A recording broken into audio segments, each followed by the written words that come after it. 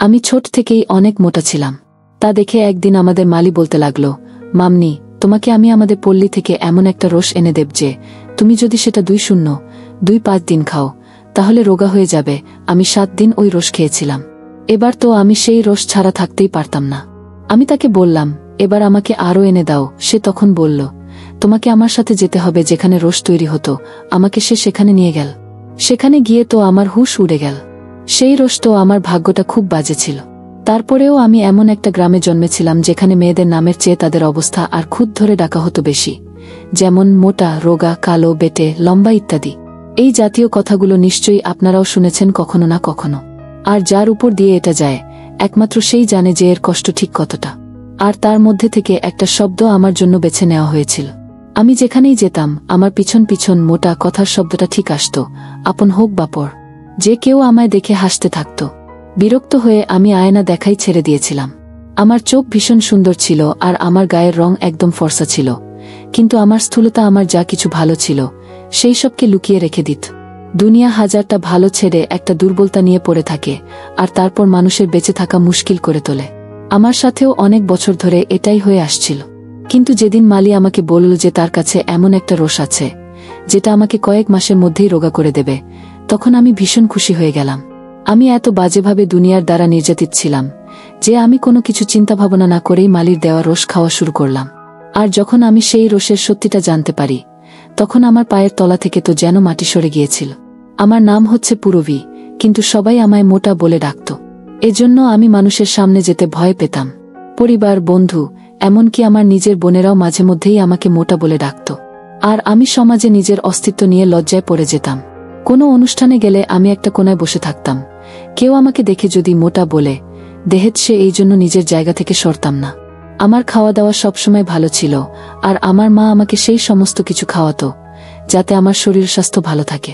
আমি আমার মায়ের বড় মেয়ে ছিলাম আর মা আমাকে স্বাস্থ্যবতী তৈরি করার জন্য সমস্ত কিছু প্রক্রিয়া প্রয়োগ করতে থাকত। সেই সমস্ত কিছু আমার উপর কাজ করেছিল, কিন্তু সেটাও এমনভাবে যে আমি কখনো আর রোগা হতে পারছিলাম না। যতদিন আমি বাচ্চা ছিলাম প্রত্যেকেরই আমার মোটা হওয়া খুব ভালো লাগত, কিন্তু যখন আমি বড় হয়ে গেলাম আর যুবতী হলাম আমার স্থূলতা যেন হিংসার চিহ্ন হতে থাকল। মায়ের করা মেজাজের সব কাজের মেয়ে বিরক্ত হয়ে যেত আর আমরা 4 বোন ও মায়ের এই করা মেজাজে কষ্ট পেতাম। স্কুল শেষ করে যখন কলেজে ভর্তি হলাম প্রথম দিন খুব খুশি হয়ে আমি কলেজে গেলাম, কিন্তু ফেরার সময় আমার অবস্থা এমন হলো যে আমার চোখ থেকে জল ঝরছিল। বাড়িতে আসার সাথেই আমি নিজেকে ঘরের মধ্যে বন্ধ করে ফেলি। কলেজের প্রতিটা মেয়ে আমার দিকে অদ্ভুত নজরে তাকিয়েছিল আর কোথাও কোথাও থেকে মোটা মোটা বলে আওয়াজ আসছিল। কলেজে আমার প্রথম দিন ছিল। এমনিতেও কলেজ নতুন বলে প্রথম দিনে একটু অসুবিধাও হয় আর আমার পায়ে খুব ব্যথাও হচ্ছিল। কিছুক্ষণের মধ্যেই মা আমার ঘরের দরজায় টোকা দিতে লাগলো। আমি রাগ করে বললাম, তুমি এখন যাও, তোমার কারণেই এসব হয়েছে।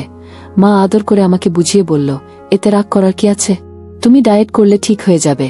কিন্তু আমি জানতাম যে মা আমাকে ভোলানোর জন্য এইসব বলছে। কিন্তু আমি মায়ের কথা শুনে ডায়েটিং শুরু করে দিলাম।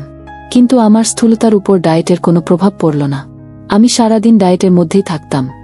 সকালে আর সন্ধ্যায় ঘরের বাইরের বাগানে ব্যায়াম করতাম।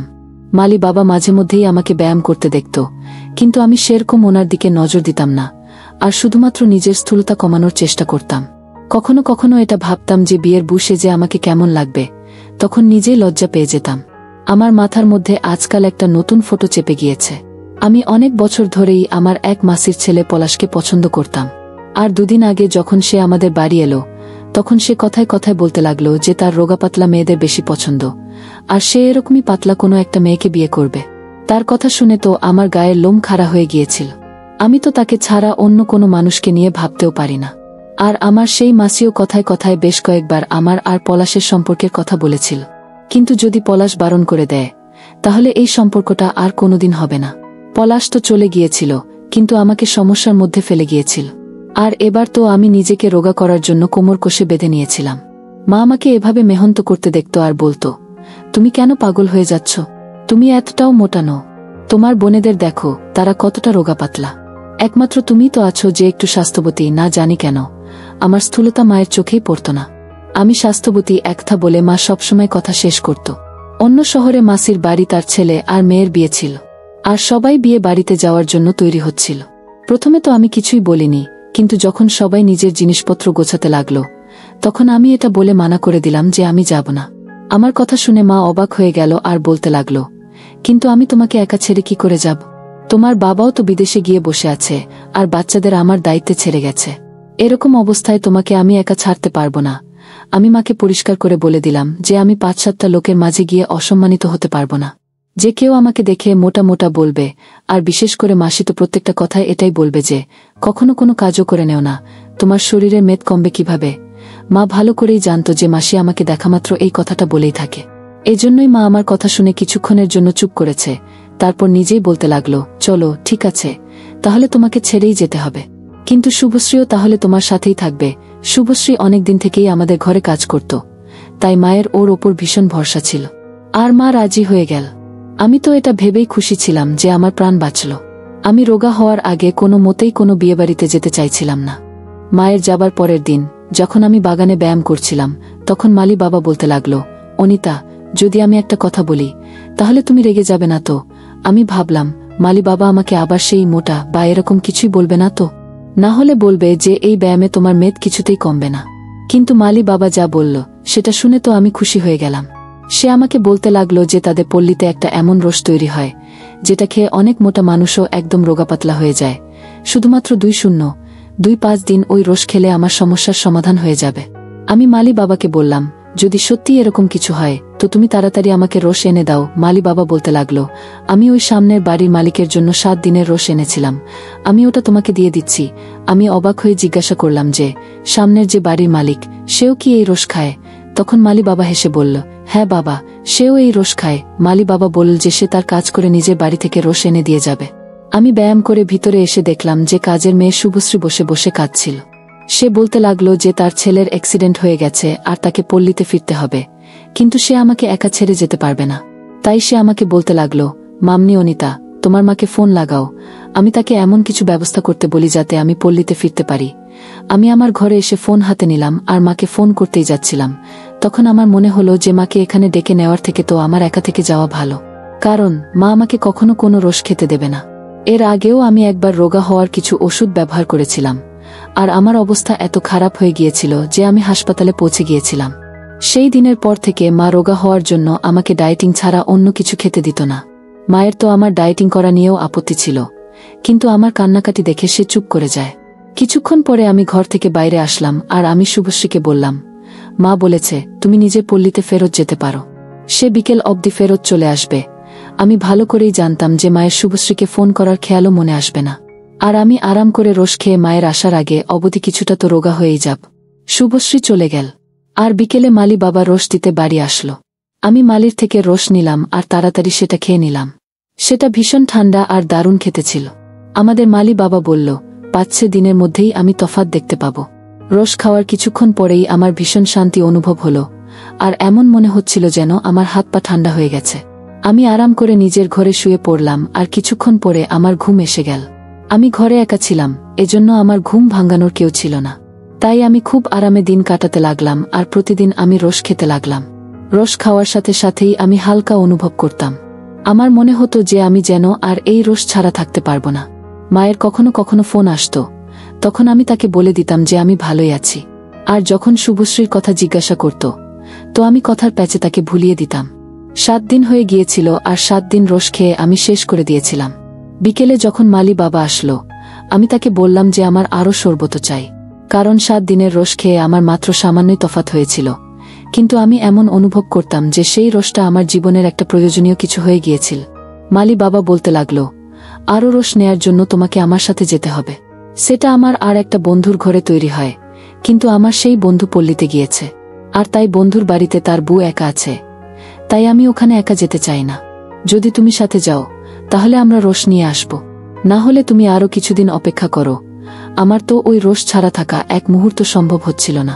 আমি মালি বাবাকে বললাম যে আমি তোমার সাথে যাচ্ছি, কিন্তু আমার ওই রস এখনই চাই, আমাকে মালি বাবা সেখানে নিয়ে চল।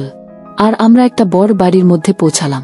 মালি বাবা বলল যে তার বন্ধুর বউ এখানে সেবক কোয়ার্টারে থাকে, আর সেখানে পৌঁছে তো আমার পায়ের তলার মাটি সরে গেল।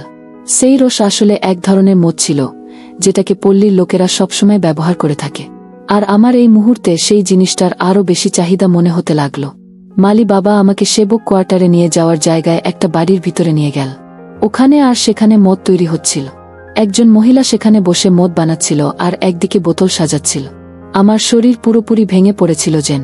আমি মালি বাবাকে বললাম, আমাকে এখনই এক গ্লাস রস দাও। মালি বাবা বলতে লাগলো, তুমি রস পেয়ে যাবে, কিন্তু তার জন্য তোমাকে একটা চাহিদা বড় করতে হবে। আমার অবস্থা এত খারাপ ছিল যে আমি মালি বাবার সমস্ত কথা মানতে রাজি হয়েছিলাম। আমি বললাম, ঠিক আছে, তোমার যত টাকা দরকার আমি দিতে রাজি আছি, কিন্তু আমি এখন রস খেতে চাই। মালি বাবা আমাকে নিজের সাথে একটা ঘরে নিয়ে গেল আর মদের গ্লাস আমার হাতে ধরিয়ে দিল। এরপর সে যা বলল সেটা শুনে আমার গায়ের লোম খাড়া হয়ে গেল। সে রসের গ্লাসের বদলে আমার থেকে আমার মান সম্মান চেয়ে বসল। আমি মালি বাবাকে বললাম যে, এটা কি ধরনের কথা বলছো? আমি আমার মান সম্মান কি করে নিজে নষ্ট করতে দিতে পারি? তখন মালি বাবা বলল, যদি তুমি নিজের ইচ্ছায় এটা না করতে পারো তাহলে আমি তোমাকে এই রস আর দিতে পারবো না। আমার অবস্থা এমন ছিল যে আমি যদি রসের গ্লাস তাড়াতাড়ি না পেতাম তাহলে আমি নিজের পায়ের উপর বেশিক্ষণ দাঁড়িয়ে থাকতেই পারতাম না। আমি মালি বাবাকে বললাম, ঠিক আছে, আমি তার শর্ত পূরণ করতে রাজি আছি, কিন্তু সে প্রথমে আমাকে রস খেতে দিক। আমার কথা শুনে মালি বাবা হাসল আর সে রসের গ্লাস আমার দিকে এগিয়ে দিল। আমি এক নিঃশ্বাসে পুরো রস শেষ করলাম। আর এরপর আমার উপর এমন নেশা চড়ল যে আমি নিজের মনস্থিরে তাকে নিজের সব দিয়ে দিলাম। না জানি সে কতক্ষণ পর্যন্ত নিজের ইচ্ছায় আমার সাথে যা খুশি তাই করল। আর এরপর অন্য একটা মানুষও সেই ঘরে আসলো আর সেও নিজের খিদে মেটাল। আর আমি তাকে বারণও করতে পারলাম না। আমার হাত পা পুরোপুরি ঠান্ডা হয়ে গিয়েছিল আর আমি তাদের জোর জবরদস্তি সহ্য করতে বাধ্য ছিলাম। তখন তারা পুরোপুরিভাবে আমাকে ব্যবহার করে নিয়েছিল। তারপর আমাকে আবার ফেরত নিয়ে আসা হলো। আমি তাদেরকে শরবতের জন্য জিজ্ঞাসা করলাম। তখন তারা বলতে লাগলো, তোমায় আর কোনোদিন ওই রস দেয়া হবে না। ওই রস রোগা করার জন্য ছিল না, বরং ওটা মদ ছিল, যেটা আমি তোমাকে নেশার জন্য খাইয়েছিলাম। আমি তোমার মায়ের সাথে বদলা নিতে চাইছিলাম, আর এবার আমার বদলা পুরো হলো। তুমি পুরো জীবন এই রসের জন্য ছটফট করতে থাকবে, আর এর জন্য তুমি নিজের সবকিছুই হারিয়ে ফেললে। আমি তোমাকে যেখানে নিয়ে গিয়েছিলাম সেটা একটা কোঠা ছিল। তুমি যখন নিজে তোমার মাকে এই কথাগুলো বলবে তখনই তোমার মা জানতে পারবে যে মান সম্মান চলে যাওয়া ঠিক কেমন। আমি ওই মালির দিকে তাকালাম আর জিজ্ঞাসা করলাম যে, আমার মায়ের সাথে তোমার কিসের শত্রুতা? আমার শরীর দ্বিতীয়বার ভেঙে পড়তে লাগলো। আমি খুব কষ্ট করে তার সাথে কথা বলছিলাম। আমার উপর এভাবে নেশা চড়ে গিয়েছিল যে আমার তার পাশে থাকার ঘেন্নাও অনুভব হয়নি, যখন কিনা সে আমার থেকে দ্বিগুণ বয়সের আর সে আমাকে ভালোভাবে ব্যবহার করেছিল। মালি বলল যে আজ থেকে ৮-১০ মাসখানেক আগে তার বুঝের চিকিৎসার জন্য কিছু পয়সার দরকার ছিল, আর আমার মা তাকে যখন পয়সা দিতে রাজি হয়নি তখন মালি নিজের পল্লীর লোকের থেকে কিছু পয়সা ধার নিয়েছিল, আর তাতে তার বুঝের চিকিৎসা হয়ে গিয়েছিল। কিন্তু কিছুদিন পরে লোকেরা তাকে পয়সা ফেরতের জন্য জোর করতে লাগে যে সে যাতে তাড়াতাড়ি পয়সা দিয়ে দেয়। মালিরের কাছে তাদের দেওয়ার জন্য পয়সা ছিল না। সে আরও একবার আমার মায়ের থেকে কিছু টাকা ধার চাইল, কিন্তু আমার মা বারণ করে দিয়েছিল। যখন পল্লীর লোকেরা তাদের পয়সা পেল না তখন তারা তার মেয়েকে উঠিয়ে নিয়ে গিয়েছিল। তারা তার মেয়েকে যত পেরেছে ব্যবহার করেছে, তারপর নিজেদের বন্ধুদের সাথে মিলেও তারা জবরদস্তি করত। মালি বাবা আর একবার আমার মায়ের থেকে কিছু পয়সা চেয়েছিল যাতে সে নিজের মেয়েকে ছাড়িয়ে আনতে পারে, আর সে আমার মাকে বলেছিল যে কিভাবে তার মেয়ে সেই লোকেদের অত্যাচারের শিকার হয়ে গেছে। কিন্তু আমার মা মালি বাবাকে বলল যে, তোমার মতো লোকেরা মিথ্যা কথা বলে টাকা নিতে খুব ভালোই পারে। প্রথমে তুমি নিজের বুঝের শরীর খারাপের কথা বললে, আর এখন মেয়ের বিষয়ে বাহানা বানিয়ে তুমি আমার থেকে পয়সা চাইছ। বন্ধুরা, ভিডিওর মাঝখানে একটা কথা বলতে চাই। আমি তোমাদের সর্বদা হাসিখুশি রাখার জন্য খুব কষ্ট করে ভিডিও বানাই, তাই তোমাদের কাছে অনুরোধ থাকবে অবশ্যই ভিডিওটি দেখে একটি লাইক করবেন এবং SMSG চ্যানেলটি সাবস্ক্রাইব করে পাশে থাকবেন। তারপর মালি আমার মায়ের কাছে 1000 বার মিনতি করেছিল আর নিজের কথা যে সত্যি সেই ভরসা করানোর পুরো চেষ্টা করেছিল। কিন্তু আমার মা সবসময় শক্ত মেজাজের মানুষ, দারিদ্র্যের প্রতি তার প্রচুর ঘৃণা। আমার মা তাই মালি বাবাকে মিথ্যাবাদী বলে চেঁচিয়েছিল, আর তার কোনো সাহায্য সে করেনি। মালি বাবা আরও বলতে লাগলো, আজ থেকে 4 মাস আগে আমার মেয়ে নিজের অবস্থার সাথে লড়াই করতে না পেরে আত্মহত্যার জন্য নিজের গলায় দড়ি ঝুলিয়ে দিয়ে ঝুলে গিয়েছিল আর নিজের প্রাণ নিয়ে নিয়েছিল।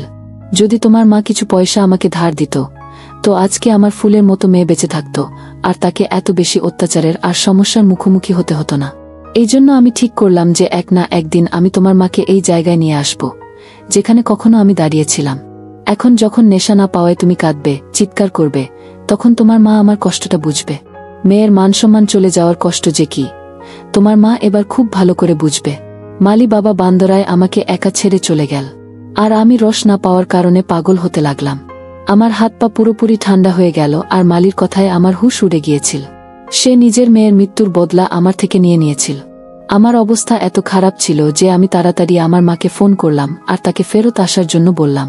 পরের দিন সকালে আমার মা আর বোনেরা ফেরত চলে এলো, কিন্তু সেই সময় পর্যন্ত আমার অবস্থা আরও খারাপ হয়ে গিয়েছিল। আমার মা কিছুই বুঝতে পারছিল না যে আমার হঠাৎ করে কি হয়ে গেল। সে আমাকে নিয়ে তাড়াতাড়ি হাসপাতালে গেল। তো তখন সে জানতে পারল যে আমার সাথে কি কি অত্যাচার হয়েছে আর আমাকে নেশা ধরানো হয়েছে। নেশা না পাওয়ায় আমি পাগলের মতো চিৎকার করছিলাম। আর আমার মায়ের এখনো পর্যন্ত সত্যিটা জানা হয়নি। সে চিন্তিত আর অবাক হয়ে দাঁড়িয়েছিল। ডাক্তার আমাকে শান্ত করার জন্য ইনজেকশন দিয়েছিল। কিছুক্ষণের জন্য আমি আরাম পেতাম, কিন্তু যে ওষুধের প্রভাব যখন শেষ হয়ে যেত তখন আমি আবার চিৎকার করতে লাগতাম। আমি অনেক দিন পর্যন্ত হাসপাতালে ছিলাম, আর 2.5 মাস পর আমি হাসপাতাল থেকে ছাড়া পেলাম। আমার নেশার অভ্যাসটা এবার শেষ হয়ে গিয়েছিল। যখন আমি নিজের ঘরে আসলাম তখন আমি নিজের মাকে মালি সমস্ত কথা বললাম। আমার মায়ের নজর লজ্জায় নিচু হয়ে গিয়েছিল। সে একটা গরিব বাবার কথায় বিশ্বাস না করে তার মেয়েকে মৃত্যুর মুখে ঠেলে দিয়েছিল। মালি সেই দিনের পর থেকে কখনো আমাদের বাড়িতে আসেনি, কিন্তু এখন আমার মা প্রত্যেক দিন তাকে নিশ্চয়ই মনে করে। সে কিছু বুঝতে পারছিল না যে তার কি মালিকে ঘেন্না করা উচিত নাকি নিজের অবস্থার উপর কষ্ট পাওয়া উচিত। মা নিজের ভুলের ব্যাপারে বহাল ছিল, কিন্তু এখন অনেক দেরি হয়ে গিয়েছে। সেই 2.5 মাস আমি হাসপাতালে পড়ে পড়ে হাড়ের খাঁচা তৈরি হয়ে গিয়েছিলাম। আমি যে কিনা সবসময় রোগা হতে চাইতাম, সেই আমি এখন যখন আয়না দেখি একটা হাসি আমার ভেতর থেকে উঠে আসতে লাগলো। রোগা হওয়ার ইচ্ছায় আমি আমার মানসম্মান হারিয়ে ফেলেছিলাম। আর কোথাও না কোথাও এতে আমার মায়ের ভুল ছিল। কখনো কখনো আমরা অর্ধেক প্রার্থনা করি, আর যখন সেটা পুরো হয়ে যায় তখন সেটা সহ্য করার ক্ষমতা রাখি না। বোধহয় এই জন্যই বলা হয় যে প্রার্থনা করলে সবসময় পুরোপুরি করা উচিত। আমরা এটা ভেবেই অন্য মানুষকে সাহায্য করি না যে সে আমাদের সাহায্য পাবার যোগ্য নয়। কিন্তু এটা শুধুমাত্র আমাদের ভগবান জানে। ভগবান আমাদের যা কিছু দিয়েছে আমরাও হয়তো তার যোগ্য নই সবসময়, কিন্তু তাও তো ভগবান আমাদের সবকিছু দিয়েছে। তাহলে আমরা কেন যাদের প্রয়োজন তাদের সাহায্য করার সময় ভাবতে থাকি? আমাদের নিজেদের দিক থেকে সবসময় চেষ্টা করা উচিত যে আমরা কখনো তার দুর্বলতা বা তার যেটা নেই সেটা দিয়ে যেন তাকে না দেখি বা কারোর দুর্বলতা দিয়ে যেন তাকে না ডাকি।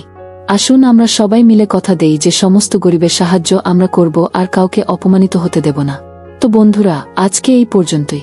আর চ্যানেলটি সাবস্ক্রাইব করে সাথেই থাকবেন। ধন্যবাদ।